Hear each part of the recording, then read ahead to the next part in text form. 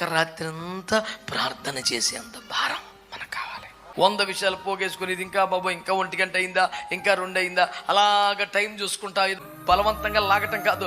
ఒక్క మాట మీద, ఒక్క అంశం కొరకు ఒక రాత్రి అంతా ప్రార్థన చేసే కృప. రాత్రి అంతా అలిగావా, రాత్రి అంతా దెబ్బలాడేవా, రాత్రి అంతా టీవీ చూసావా, రాత్రి అంతా నువ్వెన్నో నిద్రలేని రాత్రులు గడిపావా, మరి ఇన్ని పడ్డావు కదా రాత్రులు నీ జీవితంలో. ఒక రాత్రి అంతా ఎందుకు ప్రార్థన చేయకూడదు? ఒక రాత్రి అంతా ఎందుకు మోకరం పడకూడదు? ఈ జబ్బు ఇంతే, నా తలరాత్రి ఇంతే, నా దరిద్రం ఇంతే, నాకు ఇంకా తగ్గదంట, నేను సత్తానంట, ఇలాంటి సిగ్గుమాలిన పాపిష్టి లౌకిక మాటలు మాట్లాడే బదులు సమస్తమును మార్చగల దేవుడు, నూతన సృష్టిగా చేయగల దేవుడు, కొత్త అవయవాలు పుట్టించగల దేవుడు నన్ను దాటిపోడు, నా కుటుంబాన్ని దర్శిస్తాడు. నేను చావును సజీవుని దేవుని మహిమపరిచేదను, భూమి మీద నీకు సాక్షిగా బ్రతుకుతాను. ఈ శాపం, ఈ రుణం, ఈ అప్పు, ఈ సందిగ్ధత, ఈ కొరత, ఈ లోటు, ఈ అనిశ్చితి తొలగిపోయే దేవుని కార్యం ఒకటి జరగాలని ఒక రాత్రి ఎందుకు మొరపెట్టకూడదు?